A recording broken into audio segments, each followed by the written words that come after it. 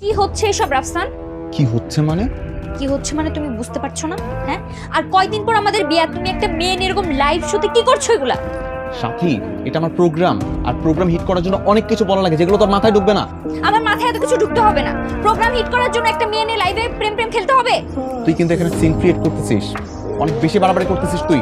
বারবারই তো তুমি করছো। তোকে এখানে ঢোকার পারমিশন কে দিছে? বের হ। তোমার সাথে কিছু কথা আছে। বলো, শুনি কি বলবো। আমি সাথীকে বিয়েটা করতে চাই না। বলো বাবা। রাফসান সাথীকে বিয়ে করতে চাচ্ছে না। রাফসান, আমার ভুল হয়ে গেছে, আমি এরকম আর করবো না। আমার সত্যি ভুল হয়ে গেছে। তুই নিজেকে পরিবর্তন করতে পারবি না। পারবো, প্রমিস। তুমি যা বলবো তাই হবে। তুমি বিয়েটা ভেঙে দিও না। আমার যা বলার আমি বলে দিয়েছি। রাফসান দেখো, তুমি জানো আমি তোমাকে কত ভালোবাসি। তুমি এই বিয়েটা ভেঙে দিলে আমার অনেক কষ্ট হবে। প্লিজ এরকমটা করো। রাফসান, আমাদের সম্পর্কটা নষ্ট করে দিও না।